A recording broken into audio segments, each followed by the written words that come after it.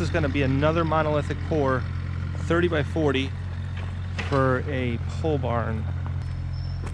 And I've done a lot of work at this house before, and over the years we kept building up fill here. This fill actually started like over by that cone right there, and it's now another 50-60 feet past that, just from continually filling it in with whatever fill is available at the time.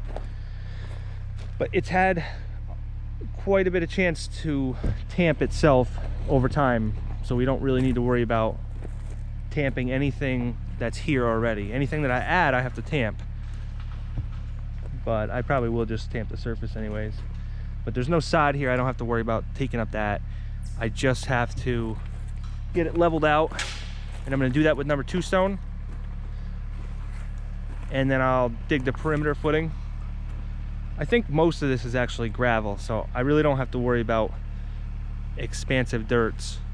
So the customer laid out the pipes that he wants to put in here. There's going to be some electric over here, as far as electric going in, and also electric going out for future expansion. And then there's going to be some waste lines going over here for a bathroom, and then over here is going to be just extra lines for water supplies. So I'm just getting all my equipment moved over.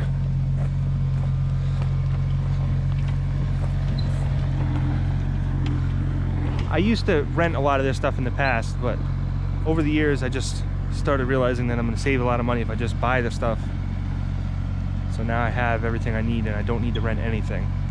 So that's great. So this is the highest point here.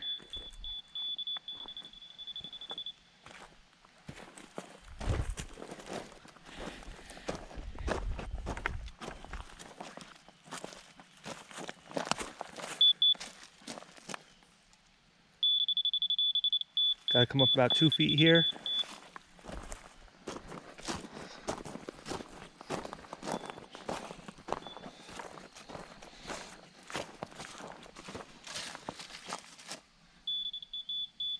And about a foot here. This one's pretty much level with that side. So basically we just have to add about 2 feet there to a foot here, to nothing there and nothing here. It slopes uphill like this, so I'll put a drainage ditch over here.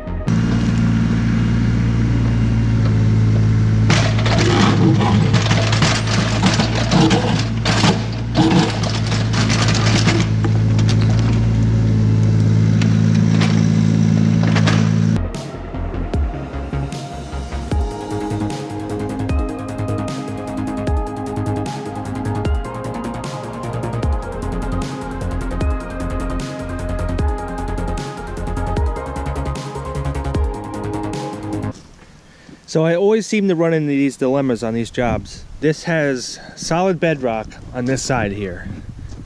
If I go another 2 feet this way, I can avoid that bedrock completely. But the problem is that I don't have 2 feet.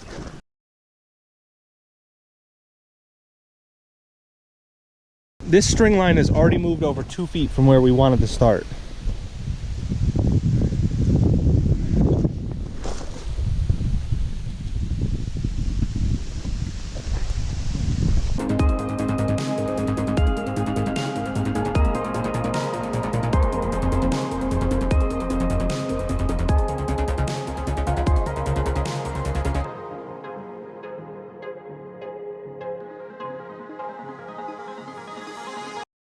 We decided that the best thing to do was to bring it back to its original place, which is about 2 feet over to the right from the string. And in order to do that, just going to get some triaxles in, probably put about 40 tons in, get it up about 10 inches, and then we can avoid the bedrock and we can have the slab up higher, which is not a bad idea anyways. And then we'll have more room on the left, and we'll have the right amount of clearance to the bedrock, which I want to leave about 4 inches minimum between the bedrock and the slab. So we'll put number 2 stone in between to kind of act as like a cushion or a barrier, so that way the frost doesn't come directly from the bedrock and push up. So what we have to do still here is dig some test holes to see how much organic debris is in here. I'm really hoping that there's not much. I really don't want to tear this whole thing out and start over again with gravel. So I'm hoping that all these roots here are from the trees that were on the side here. The customer said that he did not dump any organic debris here, so I couldn't remember because it's been so long. I remember there was some at one point, but I think I actually moved them myself. I can't remember if I did or not. So I'm pretty sure that there's no organic debris in here, but I'm going to test it anyways.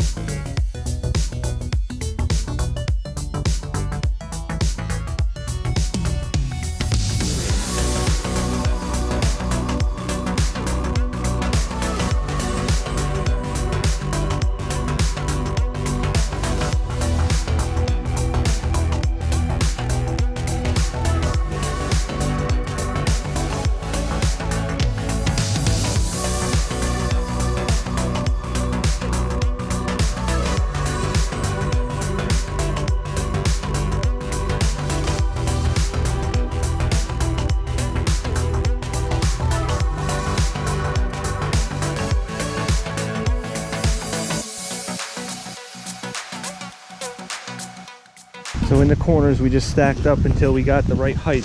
So this is the cut height. So normally this would be the height that you actually cut into the ground, and then you add 4 inches of number 2 stone on top of that. But since we need to actually come up with this whole slab, we're using crusher run, which packs down.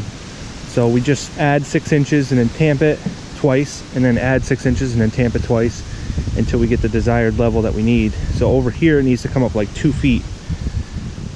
So we already got it most of the way, so we just need one more lift and then we'll be up to the cut height. So this is where we started out down here. That's what we thought was going to be the height of it, but that wasn't going to work because of the bedrock over here. So basically we just added enough fill to be off the bedrock by at least 4 inches. Most places it's at least 6 inches that we're off of the bedrock before it hits the concrete. Definitely want a nice little barrier there.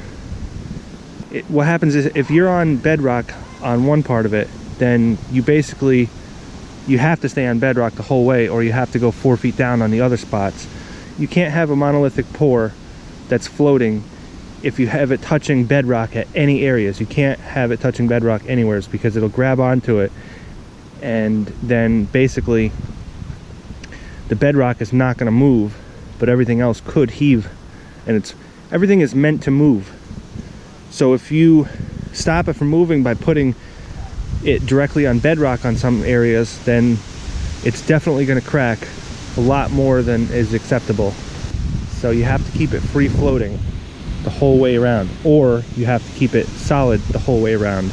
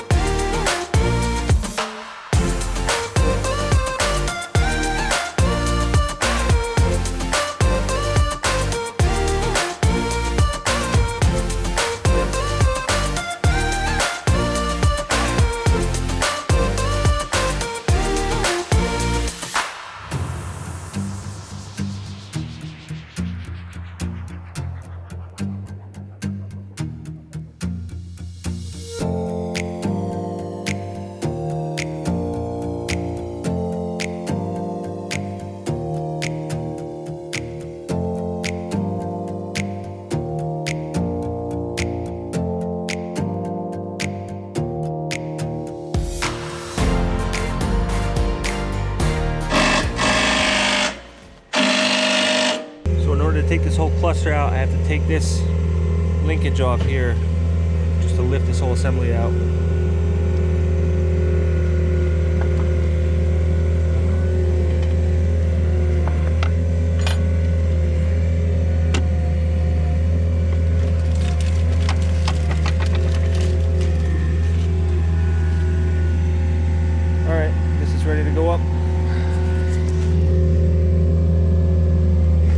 crane over here.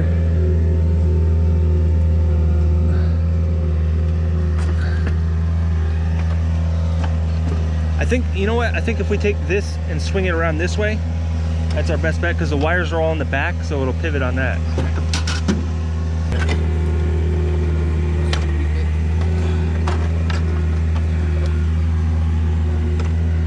I could probably get to it the way it is right now. No, I think that's probably pretty good. It's the one all the way back in the corner. This one right here. Oh, is it? Yeah.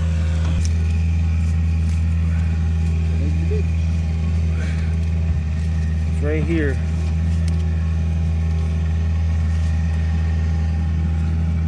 Getting a wrench to it's a whole different story.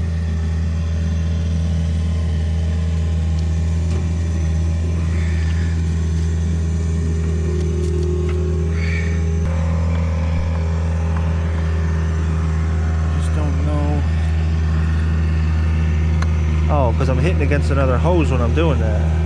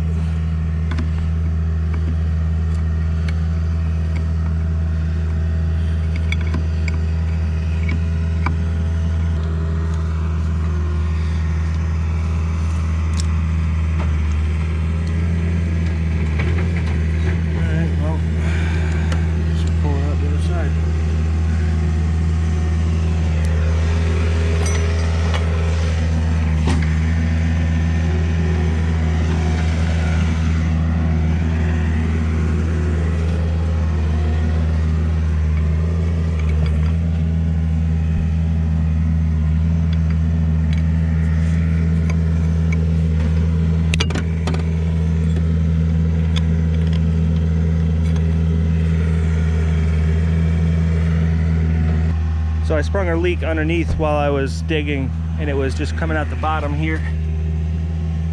And it was coming out pretty good too. So I was pretty worried at first, because there's a lot of things in there that are a real pain in the butt to repair on site like this. But luckily it was just the main, it was one of the main hoses that comes from the main hydraulic pump. And it was leaking right at the pump, but it was dripping down.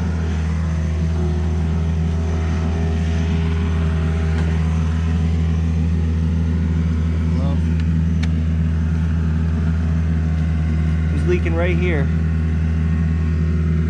and dripping down the sleeve.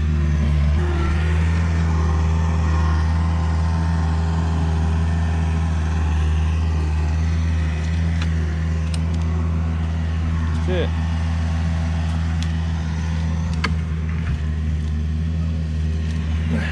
It's leaking right here at the end, right at the flange here.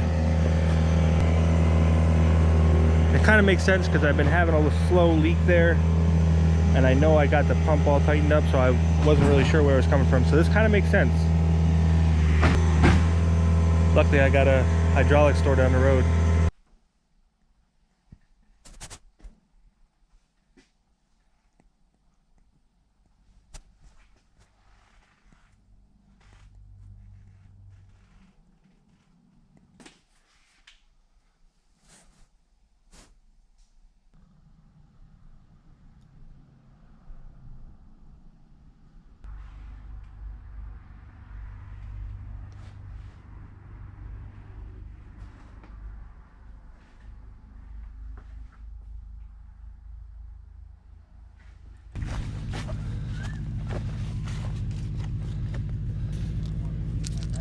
All right, so I just got a new hose.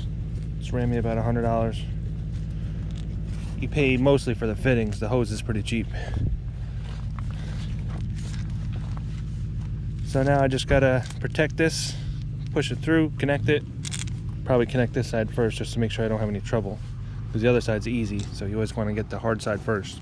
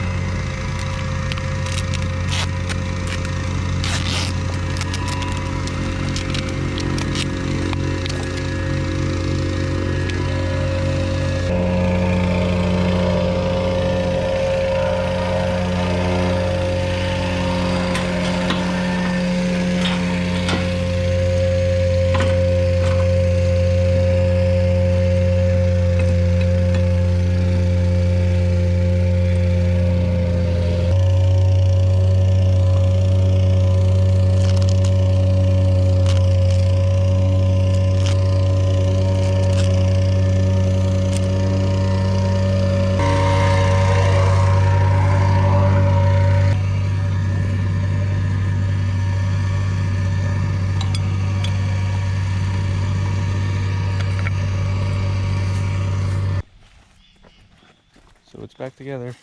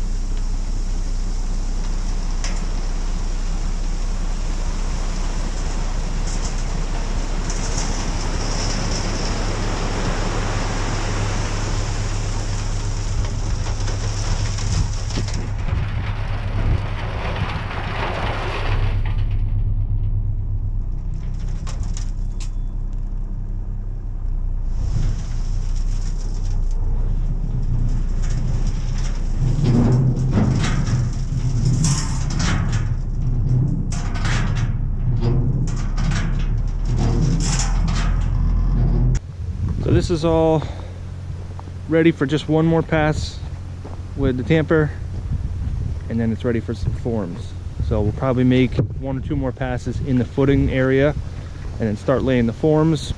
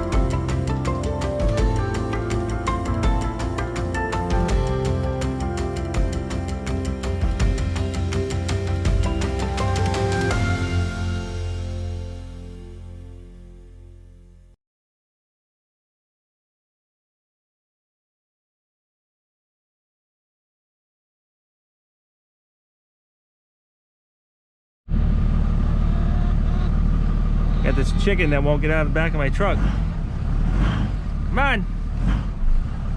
Get out. Jump. Do it. I know you can fly. Come on. Get out.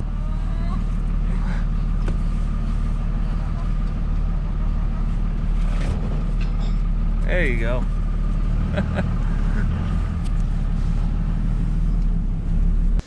Over on this side, the bedrock is only a few inches below the surface. The last slab that I did that you guys watched, I also had a problem with bedrock on one corner, well, one side and one corner, and it kind of made a couple problems. The biggest problem that I have is when you're trying to put stakes in to hold this form, they don't want to stay. And the last slab, the gravel was a little bit deeper before I got to the bedrock, but this time it's not, and there's no way to stake it just putting stakes into the ground. So I came up with this idea, and I hope it works. I tried it out last night with this one right here. It seems to be working.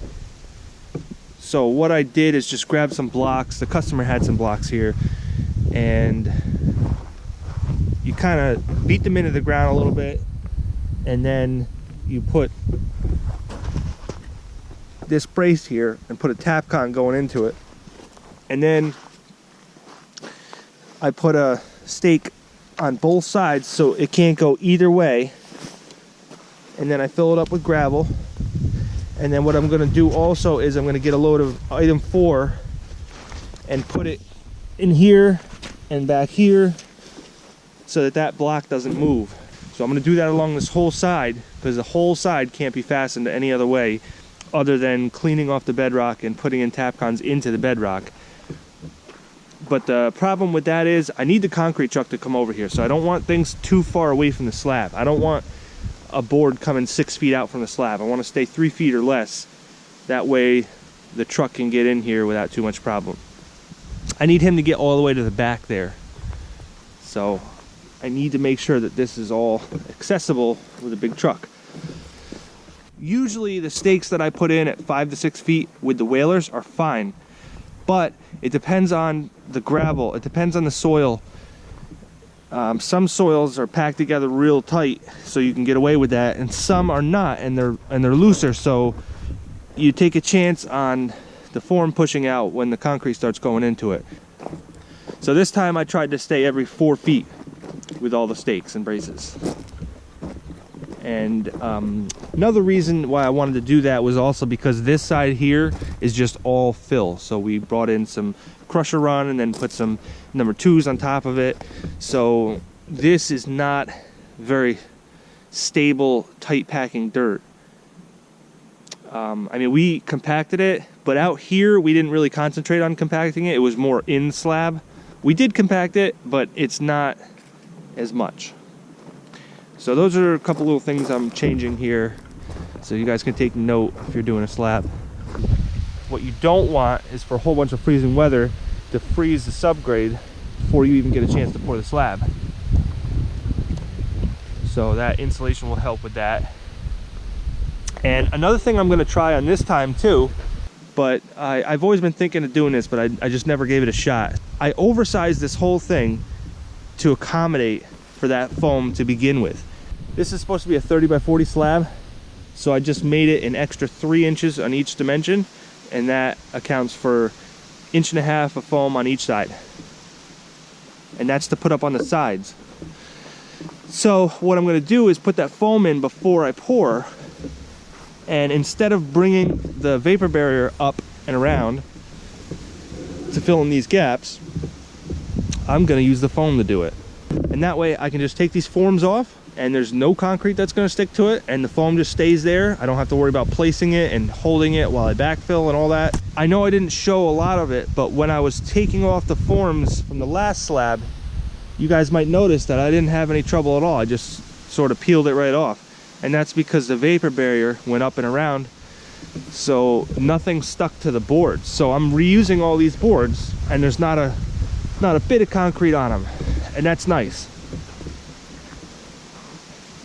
That's nice. If you can take off the boards the same day that you pour, you can take them off really easy. and then you can pressure wash them off and they're like new again. But you don't always have the opportunity to do that.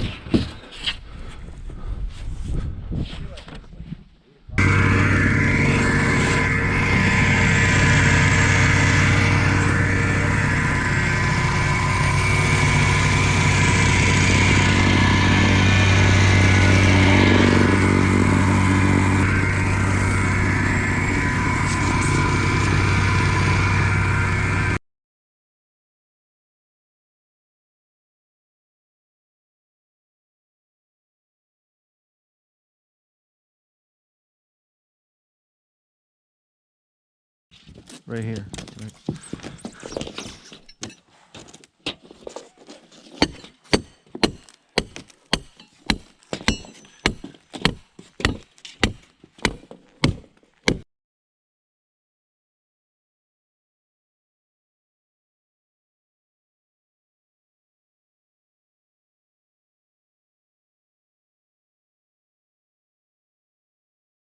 Bend it a little bit past the 90. And then you'll come out with a perfect 90.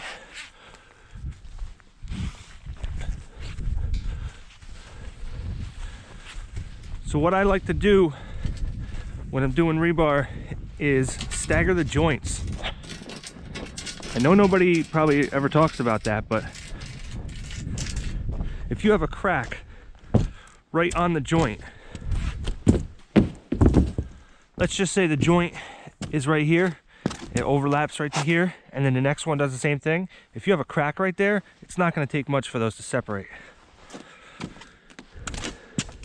And actually that's about where a crack would be anyways, about 10 feet.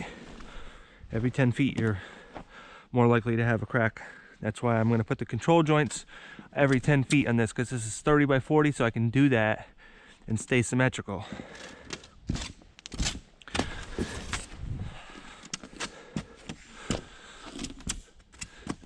See, so now the top one here is going to be staggered from the bottom one. See, they'll be staggered that much, and that staggers this. And if you start in the corner and you do that, the rest of it should lay out the same way.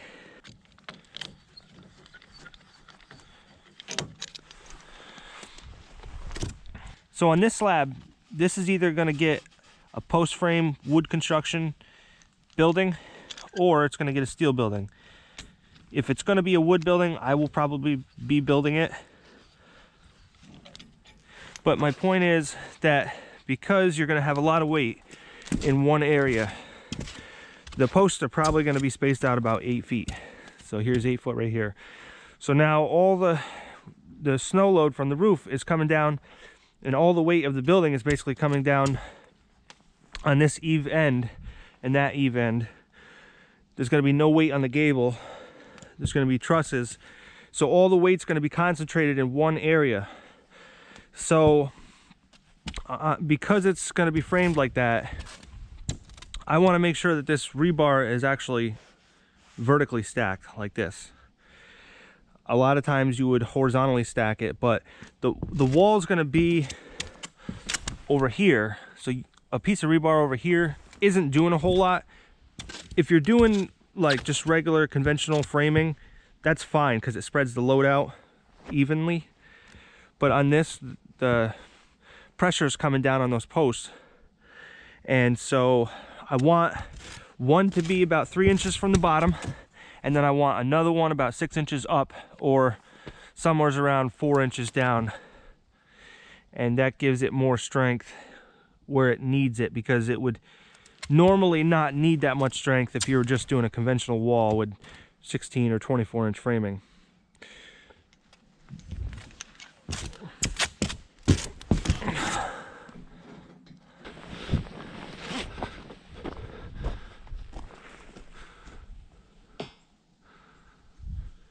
Something else you want to keep in mind when you're doing rebar, I found this out a long time ago.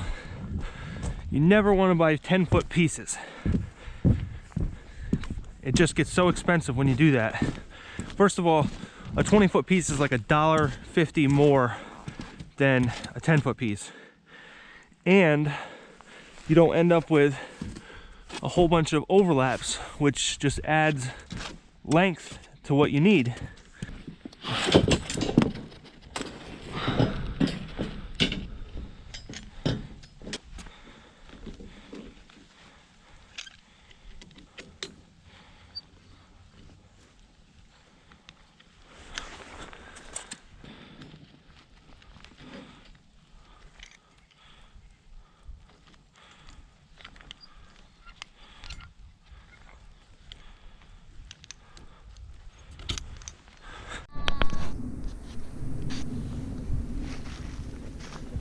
All right, so it's Sunday, the day before the pour. Just got a couple things to wrap up. My son Caden is here with me to help. What? I gave him a nice little job. All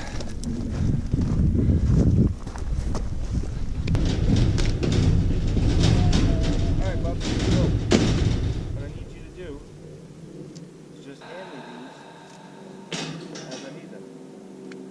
So what you do is you stand there, right? And one here, take one.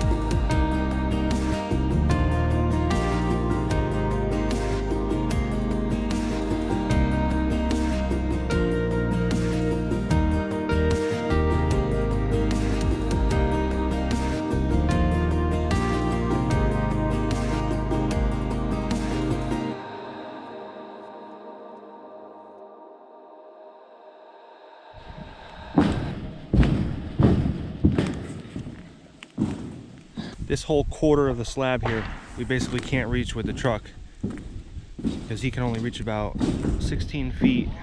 And he's already like 2 feet from the edge here, so he's gonna reach like 14 feet in, which is pretty much right about like right there. So this whole quarter here, he can't get to. So I'm gonna set up this cold chute. This is out of a culvert pipe. Just gonna put a couple 2x4s on it to brace it up, and then a platform for it to slide on. As a backup, I have my excavator there. I don't know, it's probably not going to do the whole thing, and it's going to take a little longer, but in case something doesn't work out, I do have that sitting there ready to go.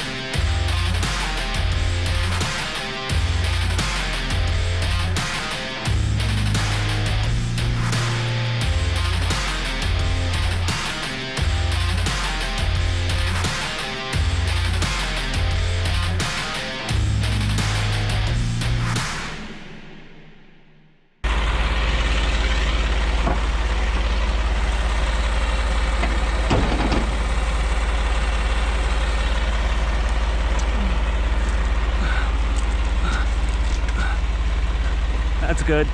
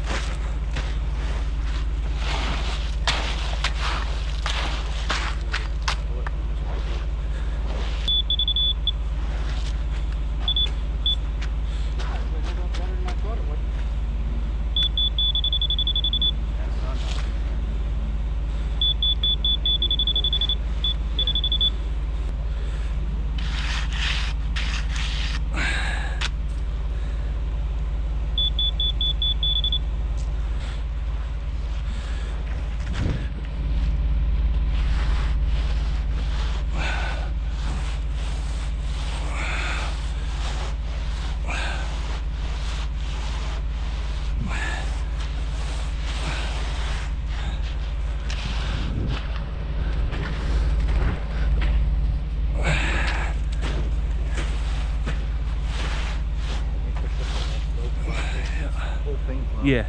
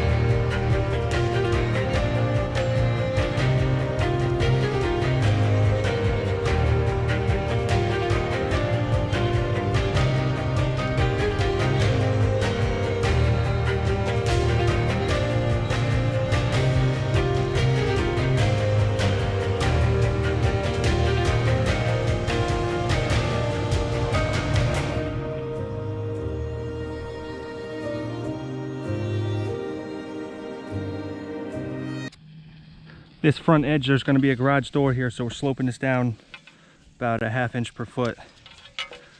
So now I want to take my edger and run it along here, because otherwise the surface here when you drive over it will start chipping away. So you just want to pack that edge in.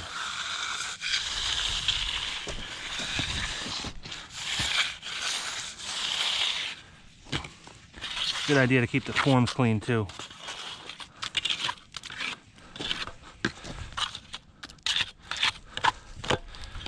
This is where we took out a little bit to make this slope down. I usually just pour it the same height and then I take some out after I'm done.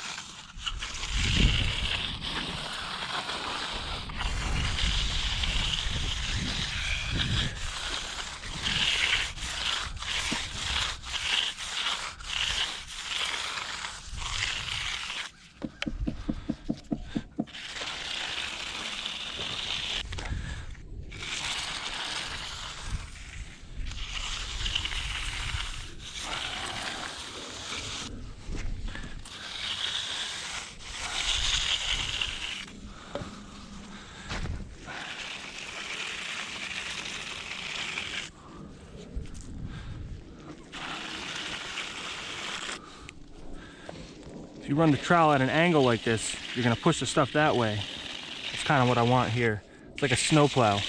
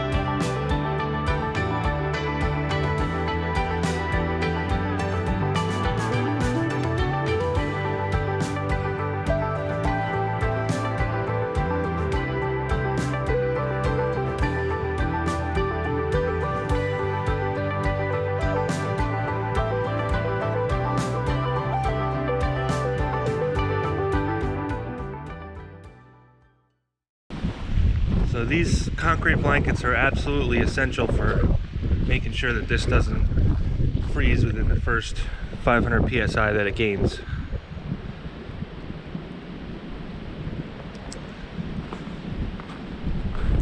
So normally, if you have it about 60 degrees out, you'll gain about 500 psi strength in less than 24 hours. But because this is pretty cold right now, it's going to take a couple days to reach the 500 psi. So it's crucial that you keep these blankets on while that's happening.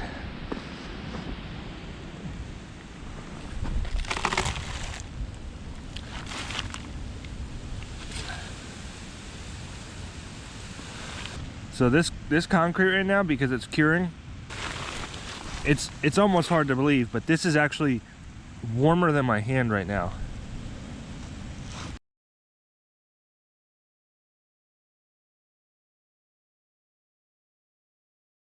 The concrete's curing, so it's creating heat. So as long as you can trap that heat in there with those blankets, then that's all you need.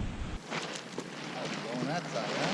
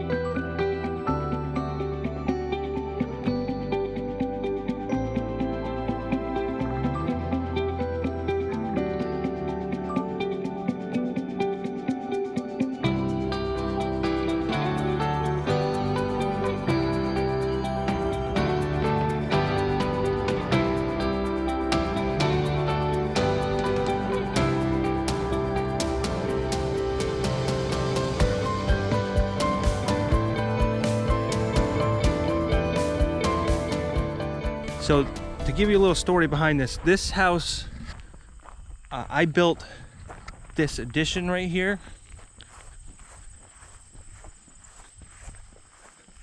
and then what this is a single wide mobile home. And so what I also did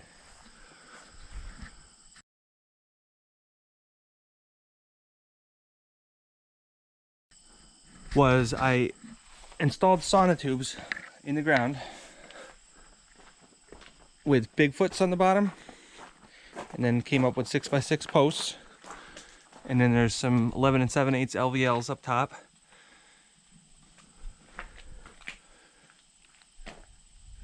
So I did this about like 6 or 7 years ago. So basically this is a mobile home, and now it's got a freestanding roof that supports all the weight. And so this is a hip roof.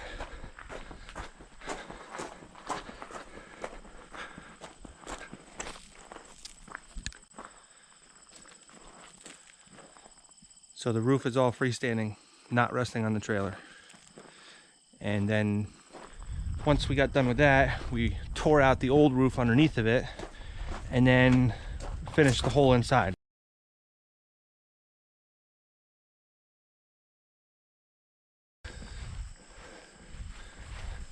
So under here is a garage.